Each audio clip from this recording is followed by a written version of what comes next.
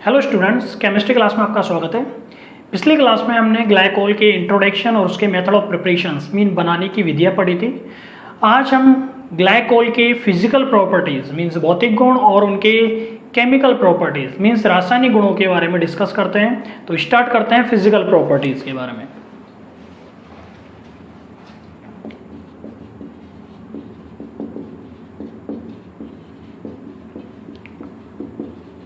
Physical properties Hindi में बोला जाता है भौतिक गुण।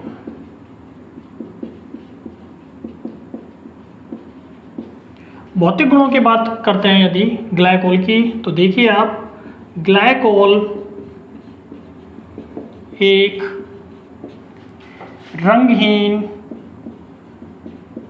मीन्स कलरलेस, गाढ़ा मीठा आर्द्रताग्राही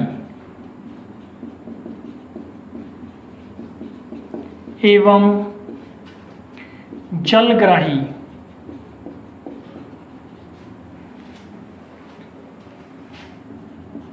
द्रव होता है। इसका क्वथनांक, क्वथनांक को बोलते हैं इंग्लिश में बॉइलिंग पॉइंट। इसका क्वथनांक 197 डिग्री सेल्सियस तथा गलनांक, गलनांक को बोलते हैं melting point. Melting point -13 degree Celsius होता है। यदि इसकी विलेयता देखते हैं तो यह है जल तथा एल्कोहल में विलेय, परंतु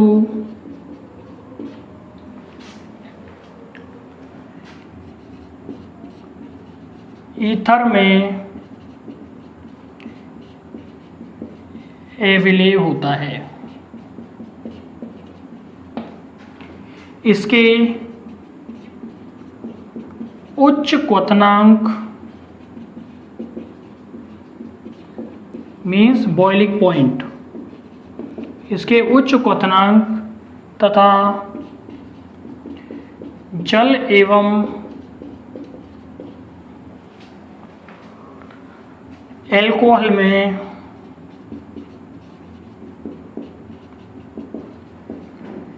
विलेयता का कारण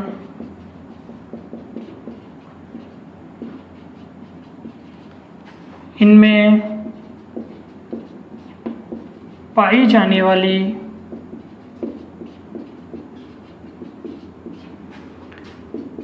हाइड्रोजन बॉन्डिंग है।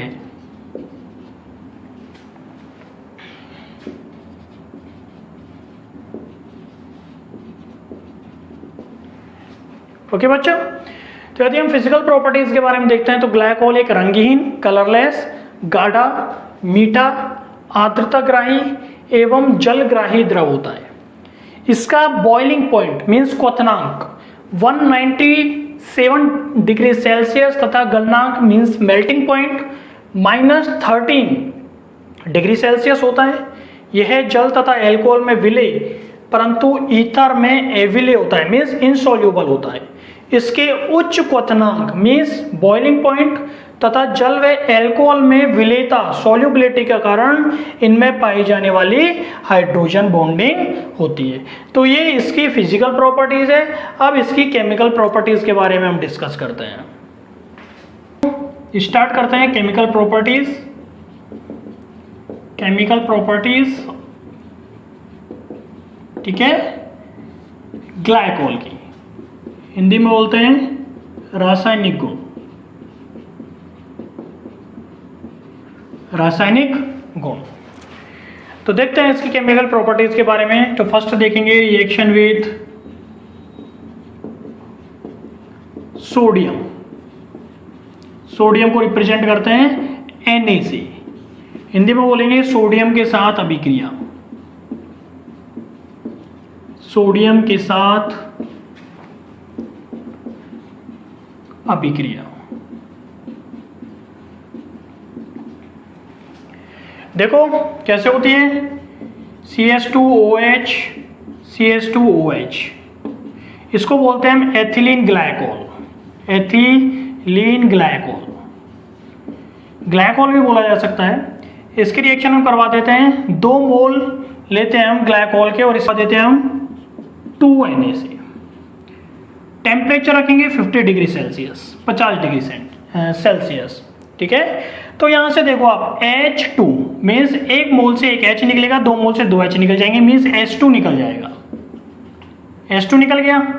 और ये Na यहाँ पे आ जाएंगे, 2 Na है, ये कहाँ पे आ जाएंगे, यहाँ पे आ जाएंगे। क्या हो जाएगा, CH2ONA और CH2OH, कितने, 2, दोनों सोडियम आ गए, ठीक है। इसका नाम होता है मोनोसोडियम ग्लाइकोलेट,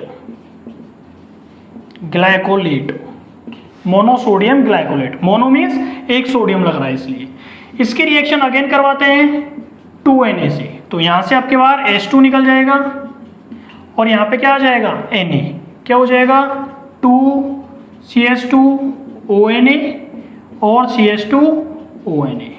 क्या नाम हो जाएगा इसका, डाई सोडियम ग्लाइकोलेट। ओके बच्चों, तो एथिलीन ग्लाइकोल होता है। इसकी रिएक्शन हम जब सोडियम से करवाते हैं 15 डिग्री सेल्सियस पे, तो H2 निकलता है और 2 Na होते हैं वो यहाँ पे जुड़ जाते हैं, मोनोसोडियम ग्लाइकोलेट होता है। ये मोनोसोडियम ग्लाइकोलेट होता है, सोडियम से अगेन रिएक्शन करता है और टेम्परेचर यहाँ पे जो होता है वो होता है, इसको मैं इस तरीके से लिख देता हूँ, टेम्परेचर को 160 डिग्री सेल्सियस, ठीक है ना। और H2 बार 160 डिग्री सेल्सियस पर रिएक्शन होती है और हमें क्या प्राप्त होता है, डाई सोडियम ग्लाइकोलेट प्राप्त होता है। नेक्स्ट रिएक्शन चलते हैं, देखते हैं, रिएक्शन विद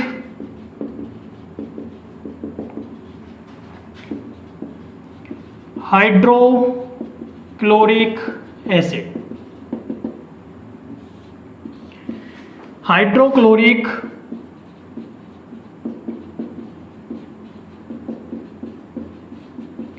अम्ल के साथ अभिक्रिया,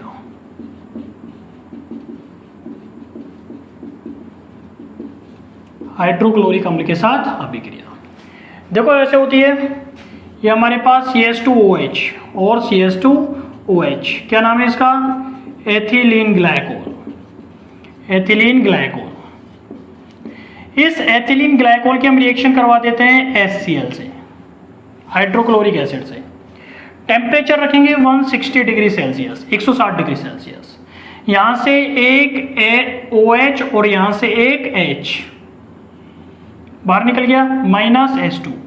क्या बचा हमारे पास, ये Cl यहाँ पे जुड़ जाएगा, क्या हो जाएगा, CH2Cl और CH2OH, है ना। क्या नाम होता है इसका नाम, इसका नाम होता है एथिलीन क्लोरोहाइड्रीन, एथिलीन क्लोरोहाइड्रीन, ये नाम होता है इसका बच्चों। नेक्स्ट अगेन ये HCl से रिएक्शन करता है, टेम्परेचर रखते हैं 200 डिग्री सेल्सियस, 200 डिग्री सेल्सियस पर रिएक्शन होगी। यहाँ से OH और ये H माइनस H2 अगेन बार, और यहाँ पे हमारे पास क्या बचेगा, Cl आ जाएगा। क्या हो जाएगा, CH2Cl CH2Cl। क्या नाम हो जाएगा यूपीएससी इसका, 1,2-डाइक्लोरोएथेन, 1,2-डाइक्लोरोएथेन प्राप्त होता है हमें। रिएक्शन विथ PCl5, हिंदी में बोलते हैं PCl5 के साथ अभिक्रिया, PCl5 के साथ अभिक्रिया। देखो कैसे होती है, ये हमारे पास है CH2OH, CH2OH नाम होता है एथिलीन ग्लाइकोल। रिएक्शन करता है ये PCl5 से, फास्फोरस पेंटाक्लोराइड बोला जाता है इसको। अगेन सुन लीजिए, फास्फोरस, क्या नाम है इसका, यहां लिख देता हूं, फास्फोरस पेंटाक्लोराइड, ये नाम होता है। रिएक्शन करवाते हैं तो देखो हमारे पास क्या है, PO और Cl3 minus POCl3, phosphoryl chloride बाहर निकल गया है ना, एक फॉस्फोरस निकल गया, एक ऑक्सीजन निकल गई और 3 Cl निकल गई, एक H और एक Cl और निकल जाएगा, मीन्स HCl, 4 Cl निकल गए, एक Cl बचा वो यहाँ पे जुड़ जाएगा, CH2Cl और CH2OH, अगेन वही बन गया एथिलीन क्लोरोहाइड्रीन, एथिलीन क्लोरोहाइड्रीन बन गया। इस एथिलीन क्लोरोहाइड्रीन के अगेन रिएक्शन करवा देते हैं PCl5 से, फास्फोरस पेंटाक्लोराइड से, तो अब की बार यहाँ से POCl3 फॉस्फोरिल क्लोराइड बाहर निकलेगा और एक H और एक Cl माइनस HCl बाहर, क्या बचा, एक Cl बचा वो यहाँ पे आ जाएगा, क्या हो जाएगा, CH2Cl और CH2Cl, 1 2 डाई क्लोरो, देखो 1 और 2 पे डाई, 1 2 पे क्या है क्लोरो, तो 1 2 दो क्लोरो इसलिए डाई, 1 2 डाई क्लोरो और इथेन, ये नाम हो जाएगा इसका। रिएक्शन विद PX3, PX3 को बोलते हैं फास्फोरस ट्राईहैलाइड, PX3 के साथ अभिक्रिया करवा दो, CH2OH, CH2OH नाम होता है एथिलीन ग्लाइकोल, एथिलीन ग्लाइकोल। इस एथिलीन ग्लाइकोल की रिएक्शन करवा देते हैं हम PCl3 से। X बराबर हमने क्या ले लिया, या तो आप क्लोरो ले लो, ब्रोमो ले लो, आयोडो ले लो, कुछ भी ले सकते हैं, मैंने क्या ले लिया, Cl ले लिया, ठीक है, फास्फोरस ट्राइक्लोराइड होता है इसका नाम। और देखो फास्फोरस ट्राइक्लोराइड के साथ रिएक्शन करवाते हैं तो एथिलीन ग्लाइकोल के हमें 3 मोल की जरूरत पड़ती है, ठीक है ना, तो यहां से आपके पास देखो क्या निकलेगा, H3PO3, H3PO3 फॉस्फोरिक एसिड निकल गया। अगेन सुनो कैसे निकला, एक H कितने, 3 मोल से 3 H निकल गए, H3 और PO3, H3PO3 निकल गए, कितने बचे, 3 Cl यहाँ पे जुड़ जाएंगे, क्या हो जाएगा, CH2Cl और CH2OH, कितने, 3, क्या नाम हो गया, वही नाम है एथिलीन क्लोरोहाइड्रीन, एथिलीन क्लोरोहाइड्रीन नाम है बच्चों इसका। और इसके अगेन रिएक्शन करवा देते हैं हम PCl3 से, फास्फोरस ट्राइक्लोराइड से, तो अगेन यहाँ से क्या निकल जाएगा आपकी बार, यहाँ से निकलेगा क्या, माइनस H3PO3 फॉस्फोरिक एसिड निकल जाएगा, ठीक है, फॉस्फोरिक एसिड निकल जाएगा। तो देखो क्या बचा हमारे पास, अगेन यहाँ पे एक Cl बचा बस, ठीक है ना, क्यों, 3 Cl है, एक Cl लग जाएगा तीनों मोलों पे, क्या हो जाएगा, CH2Cl CH2Cl, क्या नाम हो जाएगा, 1 2 डाई क्लोरो और 2 कार्बन है तो इथेन, ठीक है। अब सपोज करो बच्चों मैं यहाँ पे PCl3 की जगह Pi3 ले लेता हूँ, फास्फोरस ट्राई आयोडाइड ले लेता हूँ, तो देखो कैसे रिएक्शन होती है, CH2OH दैट इज ग्लाइकोल या एथिलीन ग्लाइकोल, 3 मोल है इसके, रिएक्शन करवा देते हैं किससे, Pi3 से, फास्फोरस ट्राई आयोडाइड बोलते हैं इसको।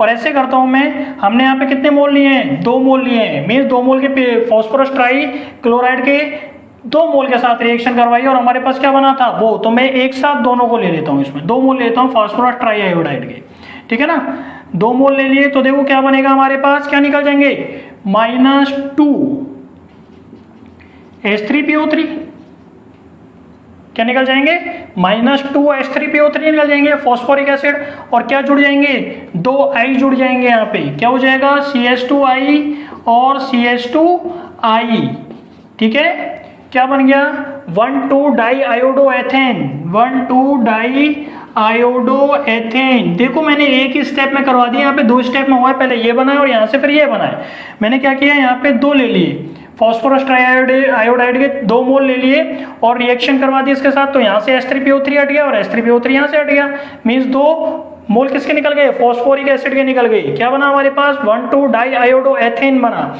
ये 1 2 डाई आयोडो एथेन होता है वो क्या होता है, अस्थायी होता है, अनस्टेबल होता है, इसलिए यहाँ से देखो क्या निकल जाता है, ये I2 माइनस I2 बाहर हो जाता है, आयोडीन बाहर हो जाएगा और हमारे पास क्या बन जाएगा, देखो 3CH2 double bond CH2 means ethene बन जाएगा हमारे पास। ठीक है ना बच्चों। तो देखो जब ग्लाइकोल की क्रिया किससे, फॉस्फोरस ट्राईआयोडाइड से करवाई जाती है तो क्या बनता है हमारे पास, 1,2 डाई आयोडो एथेन बनता है जो कि अनस्टेबल होता है, अस्थायी होता है और आयोडीन बाहर निकाल के एथीन में स्टेबल हो जाता है। ठीक है ना। रिएक्शन विद SOCl2, और मैं पहले बता चुका हूं SOCl2 क्या होता है, थायोनिल क्लोराइड। क्या होता है, थायोनिल क्लोराइड। तो इसमें लिख लो SOCl2 के साथ अभिक्रिया। यहां पे हम जो रिएक्शन करवाएंगे वो SOCl2 के साथ करवाएंगे, किसकी, एथिलीन ग्लाइकोल की। तो करवा दीजिए CH2OH, CH2OH that is ethylene glycol, ethylene glycol. इस एथिलीन ग्लाइकोल की रिएक्शन हम करवा देते हैं थायोनिल क्लोराइड से। 2 मोल ले लीजिए SOCl2, थायोनिल क्लोराइड बोलते हैं इसको। बच्चों किसी बच्चों को इंग्लिश में कोई प्रॉब्लम आ रही है तो मैं बोल ही रहा हूँ हिंदी, थायोनिल को थायोनिल ही बोलते हैं। ठीक है ना। तो थायोनिल क्लोराइड के साथ रिएक्शन करवाते हैं, थायोनिल क्लोराइड के साथ रिएक्शन होगी तो अब देखो आप क्या है हमारे पास, 4 क्या है, देखो Cl है, 2 दूनी 4 Cl है, यहाँ पे हमारे पास 2 हाइड्रोजन है। ठीक है, तो 2 हाइड्रोजन के साथ 2 Cl निकाल दो प्लस 2 HCl, ये निकल गया है ना। अब हमारे पास देखो 2 ऑक्सीजन है और यहाँ पे भी 2 ऑक्सीजन है और 2 सल्फर है, तो कितनी ऑक्सीजन हो गई, 2 तो ये रही और 2 ये रही, क्या निकल जाएगा 2SO2, 2 सल्फर भी निकल गए और 4 ऑक्सीजन भी निकल गई। ठीक है ना। तो हमारे पास क्या बचा, CH2 और Cl वहां पे देखो आप केवल 2 निकली थी, जबकि है हमारे पास कितनी 4, तो 2 Cl यहाँ पे जुड़ जाएगी, CH2Cl, CH2Cl। नाम होता है इसका 1,2 डाई क्लोरो और एथेन। ठीक है। तो जब एथिलीन ग्लाइकोल की रिएक्शन होती है वे थायोनिल क्लोराइड के साथ करवाई जाती है तो 1,2 डाइक्लोरोएथेन प्राप्त होता है तथा सल्फर डाइऑक्साइड और HCl होती है वह बाहर निकलती है। ठीक है ना बच्चों। Reaction with carbonic acids, reaction with carbonic acids, carbonic अम्लों के साथ अभिक्रिया, कार्बोनिक अम्लों के साथ अभिक्रिया। ठीक है बच्चों। इसमें फर्स्ट रिएक्शन पढ़ेंगे, रिएक्शन विद एसिटिक एसिड।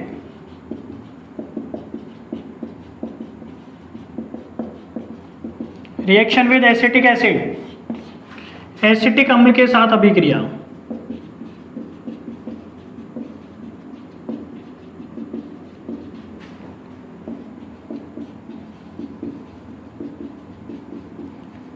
और देखो कैसे होती है, ये हमारे पास होता है CH2OH और CH2OH, एथिलीन ग्लाइकोल। ये हमारे पास होता है एथिलीन ग्लाइकोल, इसकी रिएक्शन करवा देते हैं हम एसिटिक एसिड से, दैट इज CH3COOH। ये क्या होता है, एसिटिक एसिड, एसिटिक अम्ल बोलते हैं इसको, CH3COOH। रिएक्शन होती है in presence of sulphuric acid, H2SO4 की उपस्थिति में रिएक्शन होती है। और यहाँ से आप देखो क्या निकलता है, यहाँ से एक H और ये OH, H2O बाहर हो जाता है, ये वाला क्या निकल गया -H2O, और बाकी बचा हुआ किससे जुड़ जाता है, इससे। तो क्या हो जाएगा CH2OCO CH3 और CH2OH। ठीक है, क्या बचा देखो CH2OCO CH3 और CH2OH। क्या नाम होता है इसका, ग्लाइकोल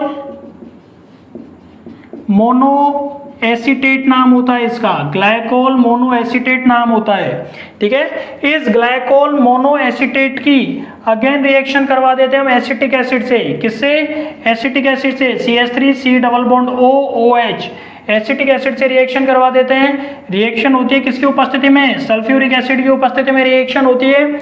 तो देखो क्या होगा आपकी बार, यहाँ से OH, ये वाला OH और एक H यहाँ से निकलेगा, माइनस H2O ये बाहर निकल जाता है और हमारे पास क्या बनता है, देखो CH2O COCH3 ये तो बनेगा ही, ये तो ऊपर है ही, और यहाँ पे क्या आ जाता है CH2, ये OH और ये H गया ही, तो क्या बचा OCOCH3 क्या नाम होता है इसका, इसका नाम होता है glycol die acetate.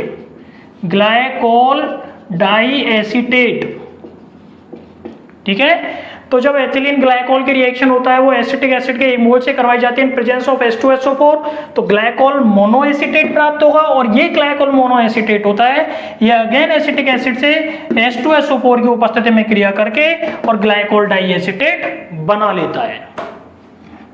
Carbonic acid के साथ रिएक्शन जो कर रहे हैं उसमें हम सेकंड देखेंगे, रिएक्शन विद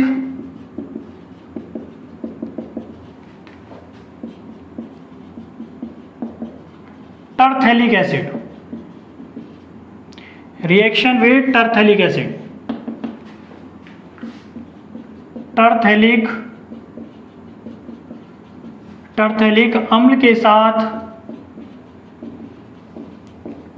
अम्ल के साथ अभिक्रिया।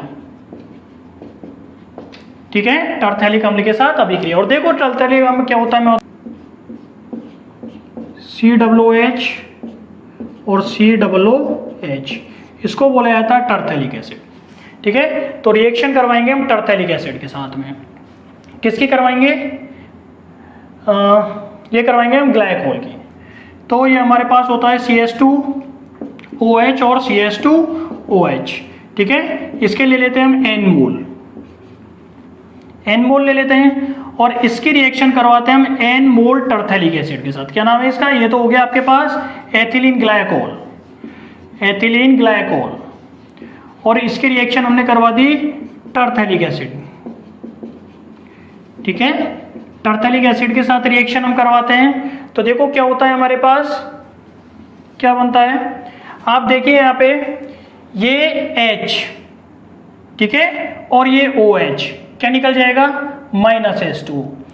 इधर से जो अणु होगा दूसरा वो भी यहां से क्या निकाल देगा, दूसरा अणु भी इसका, जो एक ग्लाइकोल का अणु होता है वो टरथेलिक एसिड के एक अणु से इधर से रिएक्शन करेगा, तो OH और H निकल जाएगा, H2O निकल जाएगा, और इधर से भी क्या निकल जाएगा H, और इसका दूसरे जो अणु होगा एथिलीन ग्लाइकोल का उसके साथ रिएक्शन करे, यहां से भी क्या निकल जाएगा, H2O निकल जाएगा। तो हमारे पास क्या बनेगा वो देखो,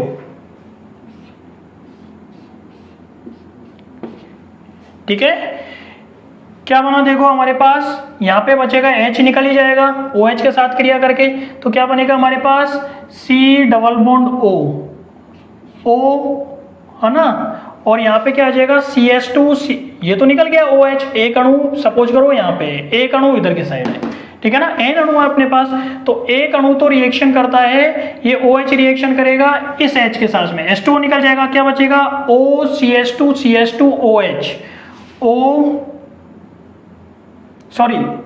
ये तो CW है ये, और यहाँ पे क्या आ जाएगा CH2OH,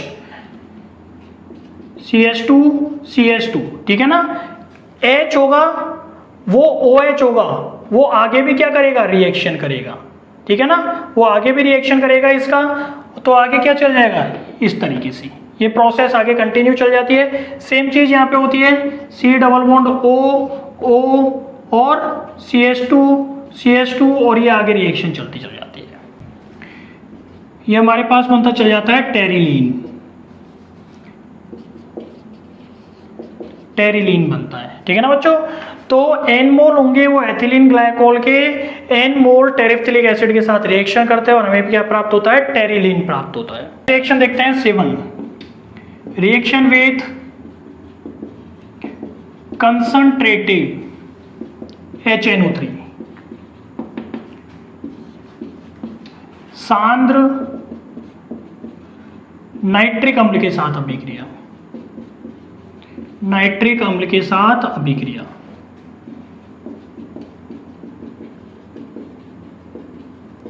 सांद्र नाइट्रिक अम्ल के साथ अभिक्रिया, ठीक है ना।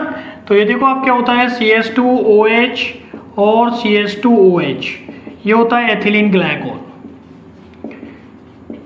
Ethylene glycol. और ये एथिलीन ग्लाइकोल होता है वो रिएक्शन करता है 2HNO3 से, नाइट्रिक एसिड, वो भी कैसा कंसंट्रेटेड होता है। ये कैसा होता है कंसंट्रेटेड नाइट्रिक एसिड या कंसंट्रेटेड नाइट्रिक अम्ल के साथ रिएक्शन करता है। तो देखो क्या होता है, ये 2H और ये OH और OH मीन्स दो तो हाइड्रोजन ये रहे और दो हाइड्रोक्साइल आयन ये रहे, ठीक है। ये H पॉजिटिव देगा, ये OH नेगेटिव इधर से निकल जाएगा, -2H2O बाहर हो जाएगा और हमारे पास क्या बचेगा, देखो CH2 और NO3 को मैंने ओपन करके लिख दिया ONO2, ठीक है। क्या नाम बनेगा, glycol dinitrate, glycol dinitrate, glycol dinitrate प्राप्त होता है। नेक्स्ट वन चलते हैं, एसिटाइलेशन, एसिटाइलेशन हिंदी में बोला जाता है एसिटिलीकरण, एसिटिलीकरण, ठीक है। क्या होता है देखो रिएक्शन में, CH2OH एथिलीन ग्लाइकोल होता है और ये एथिलीन ग्लाइकोल होता है वो एसिटिल क्लोराइड या एसिटिक एनहाइड्राइड के साथ रिएक्शन करता है। तो या तो ये रिएक्शन करेगा CH3COCl से, इससे रिएक्शन करवा दो, या फिर इसकी रिएक्शन करवा दो CH3CO2O, that is acetic anhydride, ठीक है ना। या तो आप एसिटिल क्लोराइड के साथ रिएक्शन करवा दो या एसिटिक एनहाइड्राइड के साथ रिएक्शन करवा दो। सपोज कीजिए हम रिएक्शन करवा देते हैं इस एसिटिल क्लोराइड के साथ में, ठीक है ना। एसिटिल क्लोराइड के साथ रिएक्शन करवाएंगे तो यहां से एक H और एक Cl -HCl बाहर हो जाता है, ठीक है, -HCl बाहर हो जाता है और हमारे पास क्या बचेगा COCH3, COCH3 इसके साथ जुड़ जाएगा तो CH2O होल यहाँ से क्या निकल जाएगा, O है ही और यहाँ COCH3 और यहाँ पे क्या आ जाएगा आपका CH2OH, ठीक है। नाम होता है इसका ग्लाइकोल मोनोएसिटेट, ग्लाइकोल मोनोएसिटेट। ये ग्लाइकोल मोनोएसिटेट होता है, ये अगेन CH3COCl एसिटिल क्लोराइड के साथ रिएक्शन करता है, ठीक है।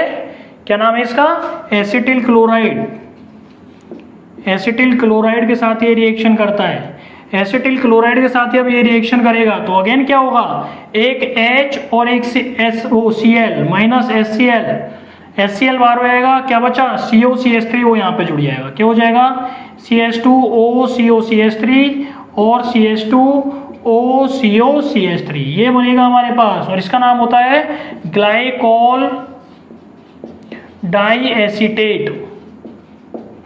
क्या नाम होता है इसका, ग्लाइकोल डाइएसिटेट। तो देखो एथिलीन ग्लाइकोल होता है वो एसिटिल क्लोराइड या एसिटिक एनहाइड्राइड के साथ रिएक्शन करता है। हमने करवाई यहाँ पे एसिटिल क्लोराइड के साथ में तो HCl निकलेगा और यहाँ पे H और HCl ये दोनों निकल गए, COCH3 यहाँ पे जुड़ जाएगा, क्या बनेगा ग्लाइकोल मोनोएसिटेट बनेगा। और ये ग्लाइकोल मोनोएसिटेट होता है अगेन एसिटिल क्लोराइड के साथ रिएक्शन करके और ग्लाइकोल डाइएसिटेट बना देता है, दैट इज डिहाइड्रेशन।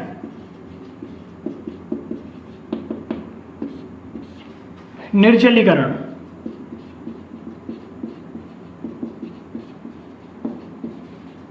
निर्जलीकरण रिएक्शन देखिए तो इसमें क्या होता है वो देखिए।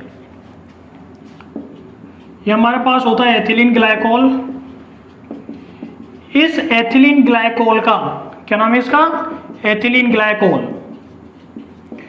इस एथिलीन ग्लाइकोल का निर्जलीकरण करवाया जाता है किसके किसके द्वारा, ZnCl2 के द्वारा। क्या करवाया जाता है, डिहाइड्रेशन, निर्जलीकरण बोलते हैं, डिहाइड्रेशन करवाते हैं ZnCl2 के द्वारा। तो देखो क्या होता है, एक OH और एक H यहां से, ये OH और एक H यहां से मीन्स क्या निकल जाता है -H2O, ठीक है।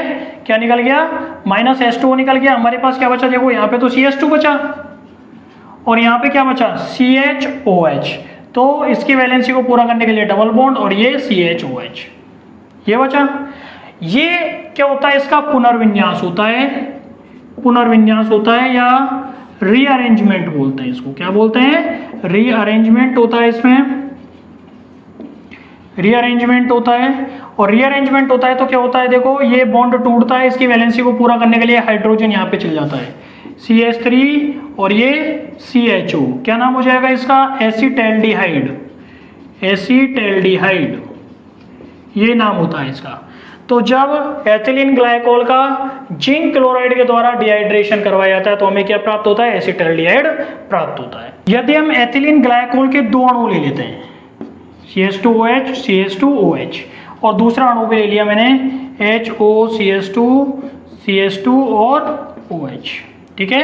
ये क्या ले लिया मैंने? एथिलीन ग्लाइकोल के दो अणु, एथिलीन ग्लाइकोल दो अणु ले लिए।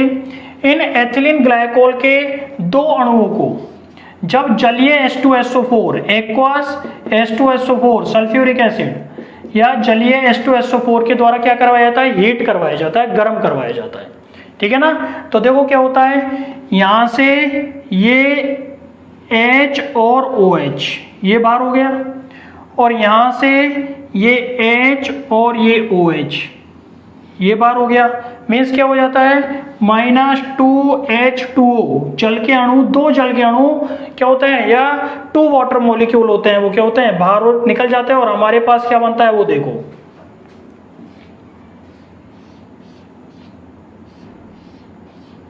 हमारे पास बनता है 1,4-डाइऑक्सेन। क्या नाम होता है इसका? 1,4-डाइऑक्सेन। देखो क्या बना है, CH2 ये रहा, CH2 ये रहा, ऑक्सीजन ये रही, ये ऑक्सीजन ये रही, CH2 ये रहा और CH2 ये रहा। तो क्या बनता है हमारे पास? 1,4-डाइऑक्सेन बनता है, ठीक है ना बच्चों। आज के लेक्चर में केवल इतना ही। नेक्स्ट लेक्चर में हम रिमेनिंग जो केमिकल प्रॉपर्टीज है उसके बारे में डिस्कस करेंगे। तब तक के लिए thank you, thanks a lot.